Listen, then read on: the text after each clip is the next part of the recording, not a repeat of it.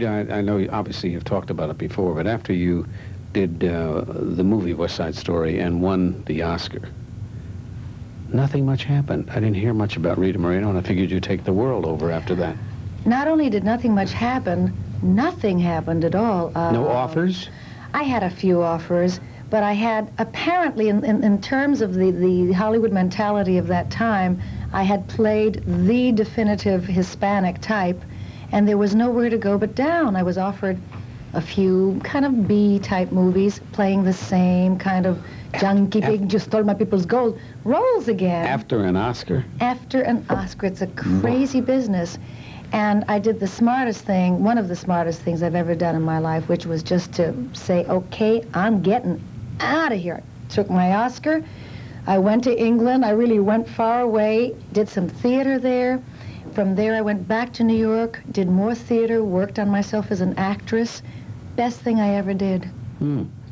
But I didn't do a film for 7 years until Marlon Brando called me up one day, because we'd always been friends, and said, I'm going to do a film in France called The Night of the Following Day, and I think you'd be swell for this. Would you like to do it?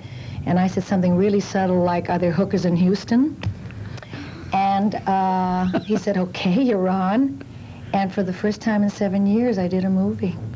Good night. Yeah, it's a tough business. You have to really...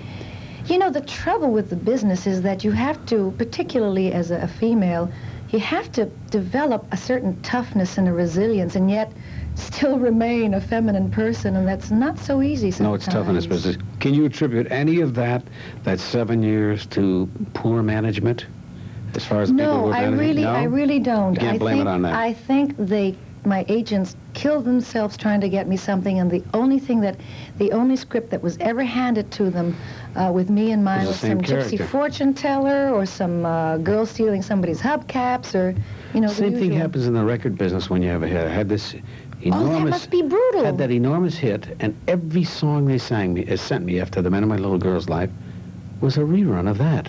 Yeah. And I kept saying, I don't want to do the same thing. And you know what? Then you don't do anything. No, I did a couple of things. But you're very lucky. But nothing scored like that. You know. You began your career in a true Hollywood tradition. You signed with Louis B. Mayer at MGM. L.B. Mayer. Then you were in on the last of the heyday in Hollywood, right? That's right. When I came Contract player. I was a contract player, a starlet at MGM. I was 17, just about going on 18. And I came in at the tail end of the Hollywood movie stables. Who was still around at MGM? You want to know who I met my first day? I was doing a film. My first film there was to be for Joe Pasternak, who made all the wonderful musicals. The best musicals. Yeah. And he said, come on, kid, I'll take you around the MGM lot. I met Judy Garland, Betty Hutton, Ava Gardner, Clark Gable, Robert Taylor, Holy Toledo. Greer Garson, Esther Williams. It was just, it blew my young 17-year-old mind. At that age, you had to be like, Do you know what was nice, though? The next day I went back to the same sound stages to visit these great people who now knew me.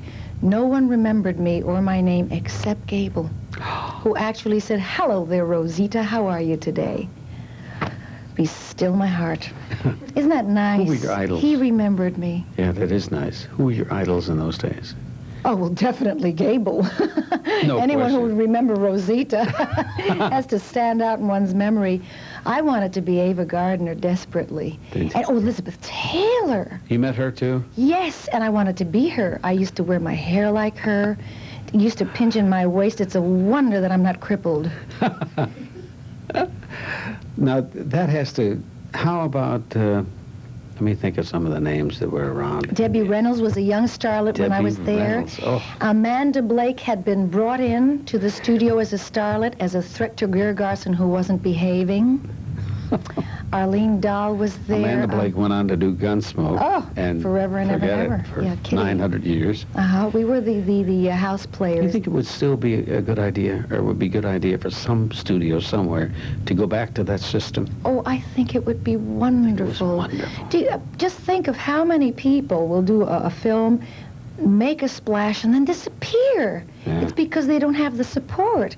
In those days, when they signed you to a contract, they would say, okay, let's find something for this young player.